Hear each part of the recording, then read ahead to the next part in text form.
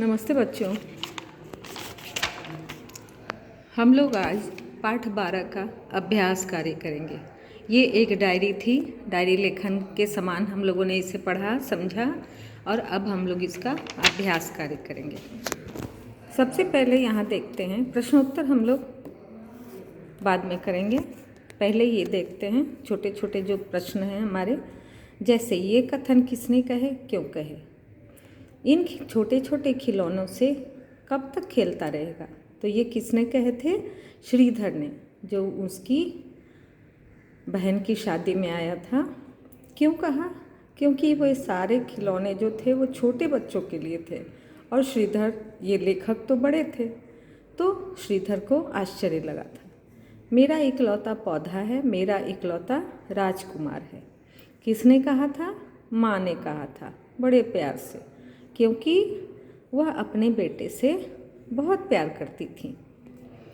उचित उत्तर पर सही का निशान लगाना है। ये तुम्हारा ऑब्जेक्टिव क्वेश्चन में भी आ सकता है। जैसे एक शब्द के उत्तर लिखते हैं ना, पिताजी सारा दिन कहाँ रहते थे? घर, कचहरी, उपवन, मंदिर। कचहरी। अपनी मजबूरी और अनारीपन पर किसे क्रोध आ रहा था? किसे क्रोध आ रहा था? लेखक को। लेखक सहमी सहमी निगाहों से किसे देखने लगा? श्रीधर को। जब श्रीधर ने कहा था कि मुझे अपने, यहाँ देखो, अपना शहर घुमा लाओ।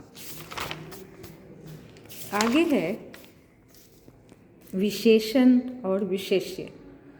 जैसा कि हम लोग कई बार पढ़ चुके हैं, विशेषण क्या होता है और विशेष्य क्या होता है।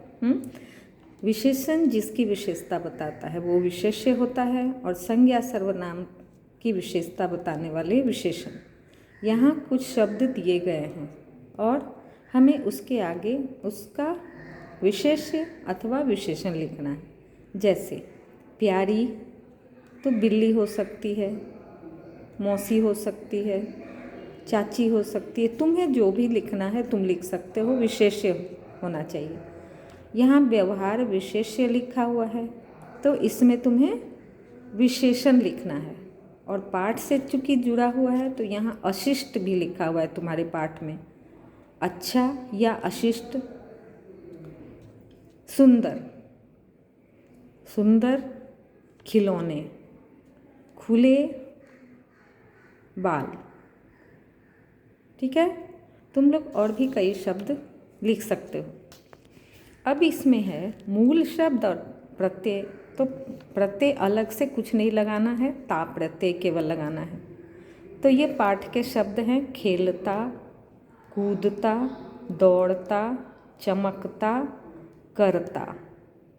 ठीक है, यहाँ देख रहे हो, ये तुम्हारे अभ्यास के छोटे छोटे प्रश्न हैं। यहाँ उन कामों की सूची बनाना है जो आप करना चाहते हैं।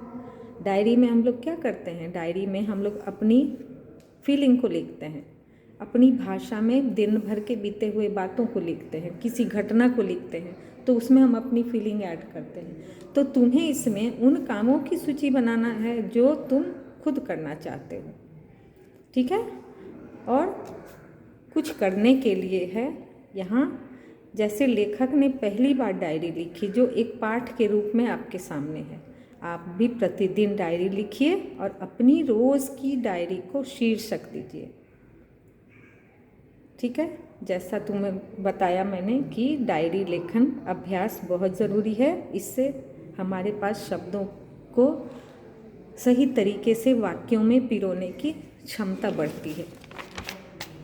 अब आगे देखोगे, श्रीधर कौन था? श्रीधर कौन था? श्रीधर मेरी माँ की प्यारी सखी का लड़का था। देखो, सारा आंसर बुक में रहता है, लेकिन तुम्हें अपनी भाषा में इस आंसर को लिखना है। लेखक को श्रीधर से जलन का अनुभव क्यों हो रहा था? क्योंकि श्रीधर जो था वो सारी बातें बोल पाता था, सारा काम खुद से कर पाता था, लेकिन लेखक के साथ ऐसी बात नहीं थी। यही सब सोचकर, देखकर उसे श्रीधर से जलन होती थी। नेक्स्ट है, श्रीधर को देखकर लेखक को अपने ऊपर झुंझलाहट क्यों हो रही थी? श्रीधर को देखता था लेखक कि जब लेखक कोई काम करना चाहता था तो उसे तुरंत टोका जाता था, उसे बाहर नहीं जाने दिया जाता था, कहीं भी घूमने नहीं जाना था, उसे हर चीज़ के लिए रोक टोक होती रहती थी। तो वो परेशान रहता था श्रीधर को देखकर कि श्रीधर कितना फ्री है, वो अच्छे से कूद सकता है, दौड़ सकता है, खेल सकता है, पहाड़ पे चढ़ सकता है। तो ये सब के कारण लेखक को अपने ऊपर झुंझलाहट हुई कि मैं ऐसा क्यों हूँ।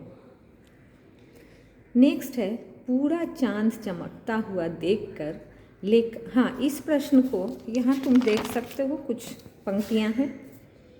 क्या होता था कि किसी से बोलना भी अच्छा नहीं लगता था, स्कूल में भी कमज़ोर और बीमार लड़का माना जाता था, खेलों में भी सबसे कम भाग लेता था। तो इस तरह श्रीधर को देखकर अपने ऊपर झुंझलाहट हो रही थी, क्योंकि श्रीधर ये सारे काम कर सकता था, बॉल फेंक सकता था, झाड़ी से ला सकता था, गेंद उछाल सकता था, लेकिन लेखक कुछ नहीं करता था। लेखक को हर बात के लिए टोका जाता था कि नहीं, गिर जाओगे, ऐसे नहीं खेलना चाहिए। तो ये सब बातों के कारण उसे झुंझलाहट होती जा रही थी। पूरा चांद चमकता हुआ देखकर लेखक के मन में क्या विचार आया। देखो, पूरा चांद चमकता हुआ देखकर लेखक के मन में विचार आया कि मुझे तो इतना रोका टोका जाता है हर बात के लिए कि पहाड़ पे नहीं चढ़ो, घोड़े पे नहीं चढ़ो, बॉल नहीं खेलो, बाहर अकेले नहीं जाओ, गंदे लड़कों के साथ नहीं खेलो। तो लेकिन चांद जो इतनी खुले आसमान में इसकी माँ ने छोड़ दिया है, तो क्या चांद को डर नहीं लगता? तो चांद को देखकर लेखक के मन में यही विचार आ रहे थे। तो पाठ जो है वो एक डायरी है, तुम लोग भी डायरी लेखन अभ्यास करो और पाठ से रिलेटेड छोटे छोटे शब्दों में जो प्रश्न उत्तर बनते हैं उसका अभ्यास करते रहो। Bye bye.